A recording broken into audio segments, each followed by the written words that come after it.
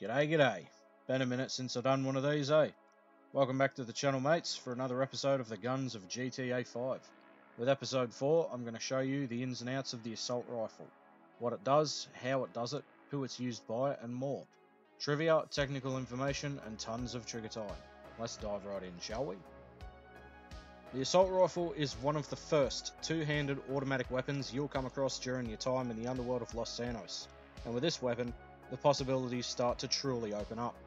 While it's still one of the weaker offerings, especially in the rifle class, it packs more than enough juice to be able to deal with any threat, at any place, at any time. It's a particular favourite of just about everyone on the wrong side of the law.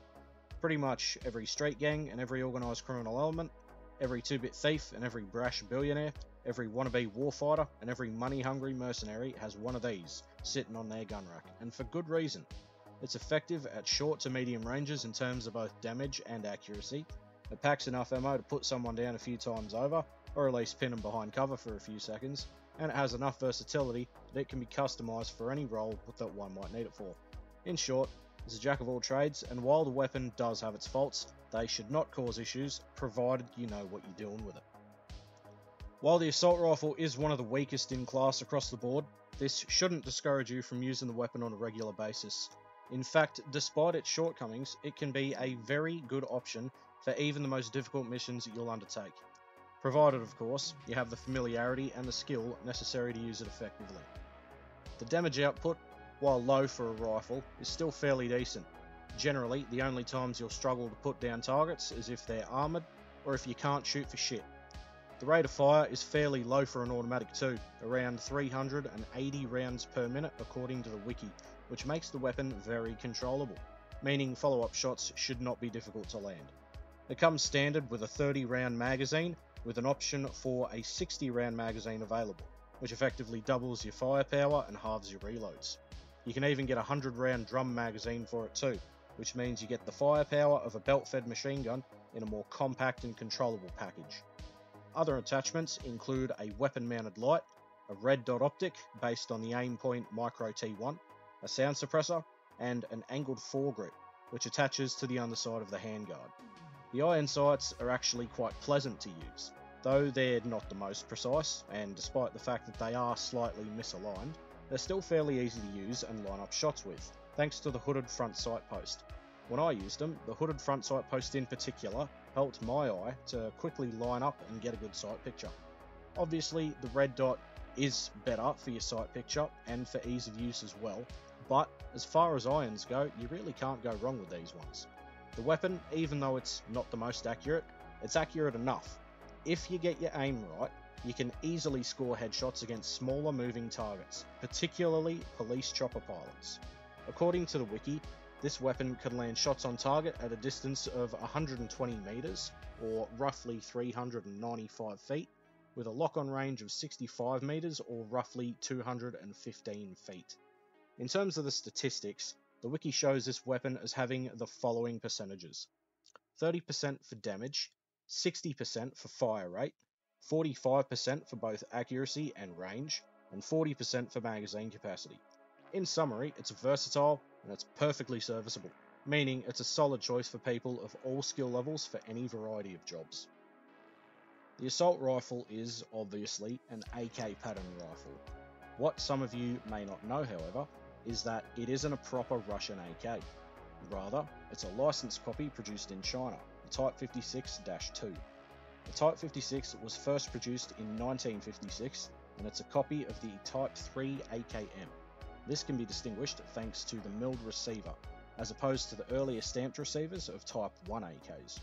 Now, the sources I consulted were somewhat contradictory, but I believe that it was, at some point, manufactured by Norinco, a Chinese arms manufacturer who have supplied innumerable weapons to the Chinese military. Though other companies, State Factory 66 and Polytech in particular, have also produced the rifle. IMFDB claims the weapon was never produced by Norinco. They're normally a decent source as far as I know, but I couldn't find anything else to substantiate that claim during my research. So if I'm wrong, let me know, otherwise moving on. The Type 56 is known for its prominent service during the Vietnam War in the hands of the North Vietnamese Army and the Viet Cong.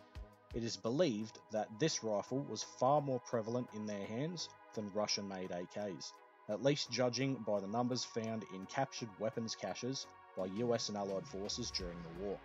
It also served in the Laotian Civil War, which occurred around the same time, I believe, as well as the Rhodesian Bush War, the Soviet-Afghan War, and dozens of other conflicts that I won't mention because that'll turn a 5 to 10 minute video into a 5 to 10 hour video.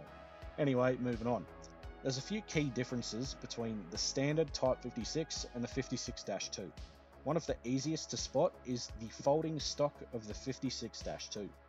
Type 56 rifles also often came standard with permanently affixed folding bayonets attached to the underside of the barrel. This is not replicated in GTA 5. One of the other key differences is the hooded front sight post.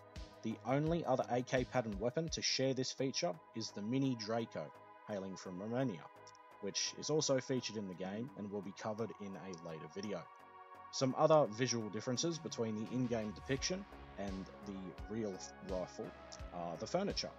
The real rifle can be frequently seen with wood or bakelite furniture, whereas the in-game version is depicted with aftermarket furniture, including the handguard and the pistol grip. Interestingly, the rifle in the beta had olive drab furniture, and the final version was depicted with black furniture, though the original look can be replicated to a degree with the green tint. Other interesting quirks of the game's rendition include the Cyrillic markings on the fire selector. It's pretty strange that a Chinese rifle would have Russian letters on it at all. It's also depicted with the gas block of an AK-74, and in addition, the 60 round extended mag is also modelled on a 40 round magazine, which begs the question, where the fuck do you keep the other 20? It is, however, correctly marked as being chambered for 7.62mm rounds. This is in reference to the 7.62 by 39mm round, used by virtually all AK pattern rifles before the adoption of the AK-74, which uses the 5.45 by 39mm round. The in-game rendition of the rifle is manufactured by Shrewsbury, which is marked on the receiver. Something quite odd though, the weapon can be seen in use with US military personnel on Fort Zancudo. You'd think they'd be carrying M4s and M16s, but apparently only the gate guards get those, for some reason. So, to summarise this video, it's a bit of a strange choice, considering Russian AKs have always been a more prominent option, but it's not out of place. And its decent overall performance helps to ensure that, despite its weird quirks and flaws, the weapon will have a place in most players' arsenals until they either die, or until GTA 6 comes out and we get a new AK. Whichever comes first, I guess. Finally, part 4 done and dusted. Sorry for the delay between episodes, I've been dragging the ball and chain a bit. Doing the first 3 in quick succession was a bit tedious, and I wanted to make a few different things, try something new, but I still plan to get through every gun in the game, eventually. It's going to take a while, but if you made it this far into the video, I want to say thanks for watching. I appreciate you sitting down and taking the time. If you have any requests for episode 5, let me know down in the comments. I was debating on doing all the AK pattern rifles in consecutive episodes, but if anyone has anything they want to see first, chuck us a comment and I'll try to oblige. Thanks for watching, have a good one, and until next time, champions.